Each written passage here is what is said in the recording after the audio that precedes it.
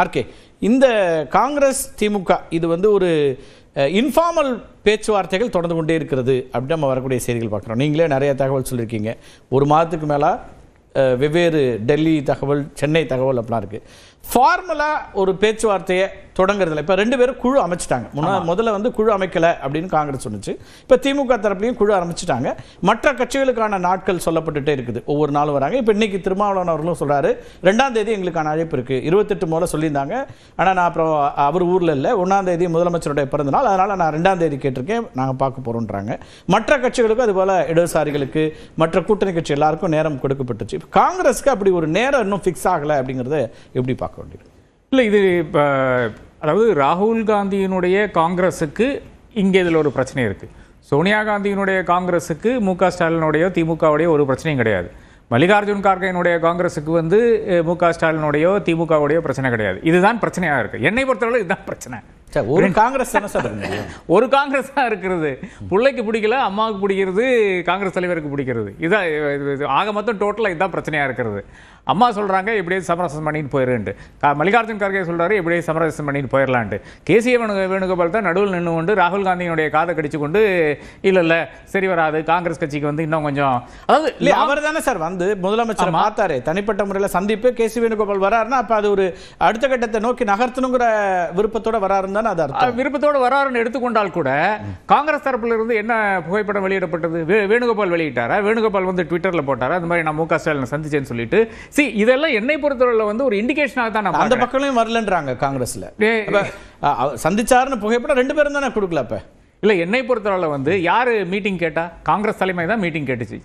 அப்போவே வந்து இங்கே திமுக தரப்புல இருந்து நம்முடைய நண்பர்கள் வந்து வலியுறுத்தினார்கள், இந்த அவர் இன்னும் ஃபர்ஸ்ட் வந்து இன்ஃபார்மலாக பேச்சுவார்த்தை முடியட்டும், அதன் பிறகு நீங்கள் வந்து பாருங்க, அப்போ தான் கரெக்டாக இருக்குன்னு சொன்னாங்க. அது வந்து ஒத்துக்கல. இல்லை இங்கிருந்து எனக்கு அழுத்தம் வருது. யார்? கார்கே அழுத்தம் கொடுத்தாரு, சோனியா அம்மையார் அழுத்தம் கொடுத்தாங்க. அதனால வந்து இவர் தள்ளி விட்ட மாதிரி இவர் டெல்லியிலிருந்து வந்து இங்கே வந்து நிற்கிறாரு. சரின்னு சொல்லிட்டு இவர் பார்த்துடுறாரு. பார்த்த பிறகு யாருடைய இம்பார்ட்டன்ஸாக இருக்குது? யார் வந்து அதை வந்து கேட்டாங்க? மீட்டிங் கேட்டது நீங்கள்.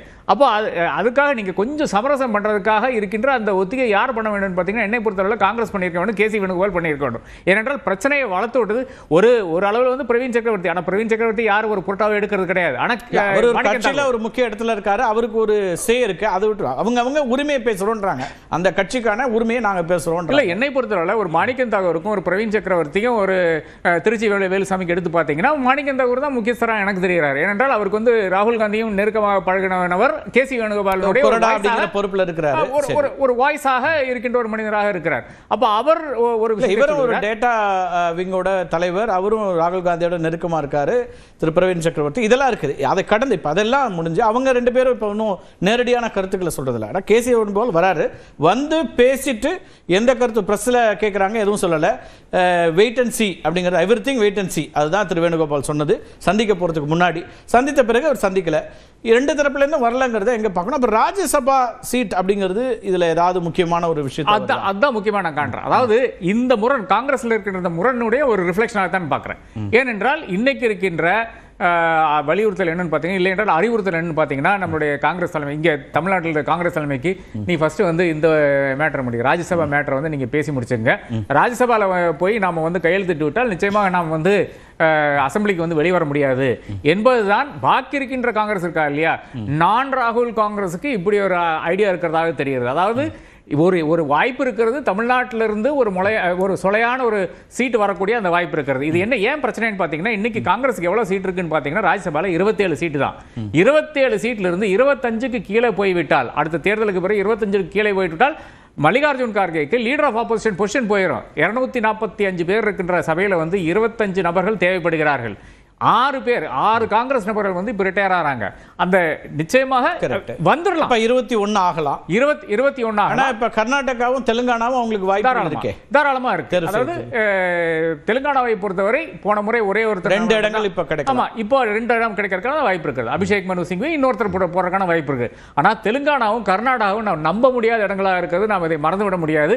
ஏனென்றால் பல தருணங்களில் விஜய் மல்லையா யார் அனுப்பிச்சா? கர்நாடகா தான் அனுப்பிச்சது.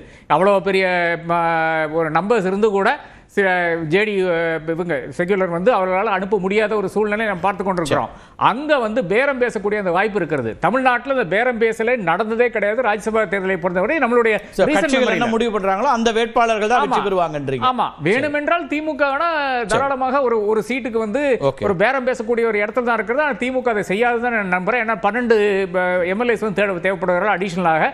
தேவையில்லாமல் குடுக்கல் வாங்கல், கோடிகள் குடுக்கல் வாங்கல் தேவையில்லை என்று தமிழ்நாடு கருதுகிறது.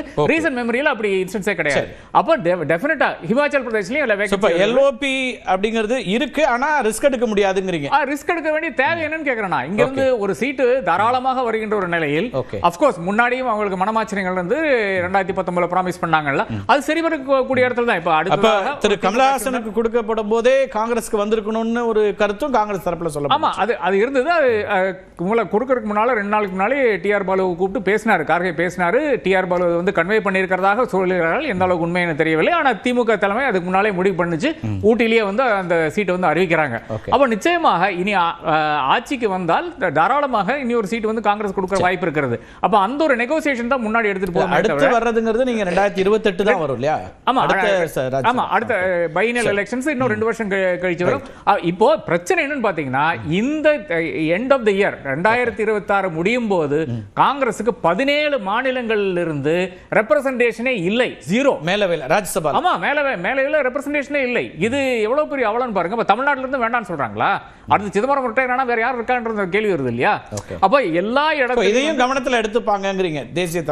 தேசிய தலைமை சோனியா காந்தியும் மல்லிகார்ஜுன் கார்கேயும் மிக தெளிவாக தெரிகின்ற விஷயம் வந்து ஏனோ மாணிக்கம் தாகூருக்கு தெரிய மாட்டேங்குது. இங்க இருக்கின்ற கேசி வேணுகோபால் மாணிக்கம் தாகூரோ மற்றவங்களோ அவங்களா பேசுறாங்களா? ராகுல் காந்தியினுடைய எண்ணத்தை தான் அவங்க பிரதிபலிப்பாங்க. அப்படி தனிப்பட்ட முறையில் அவங்க சொல்ல இல்ல, அப்படித்தான் நாம் நினைக்க முடியும். நிச்சயமாக அவர்கள் வந்து ராகுல் காந்தியினுடைய இசைவு இருக்கிறதுனால தான் பேசுறாங்கன்னு தான் எடுத்துக்கொள்ள வேண்டும். அதுதான் பிரச்சனையா இருக்கு. அதனால தான் நான் சொல்றேன், மாணிக்கம் தாகூர் ராகுல் காந்திக்கு வேற ஒரு கணக்கு இருக்கிறதா அப்படிங்கறதா கேள்வி. ஒண்ணு இப்ப நான் என்ன ரொம்ப கேட்கிறேன், முதல் சுற்றா கேட்கறது, இப்போ அவங்க காங்கிரஸ் வந்து எண்ணிக்கையை பெறுவதற்கு அல்லது நமக்கு பெஸ்டா நம்ம என்ன வாங்க முடியும்னு முயற்சி பண்றாங்களா, அல்லது வேற ஆப்ஷனும் இருக்கு அப்படிங்கிற இடத்துல இருந்து அதை நகர்றாங்களா? இல்ல, வேற ஆப்ஷன் இருக்குது என்ற ஒரு மிதப்பில் வந்து ஒரு காங்கிரஸ் தலைவர் இருக்கிறார். சோனியா அம்மையார் கிடையாது, மல்லிகார்ஜுன் கார்கே கிடையாது. இவர்களுக்கு ரியாலிட்டி தெரியும்.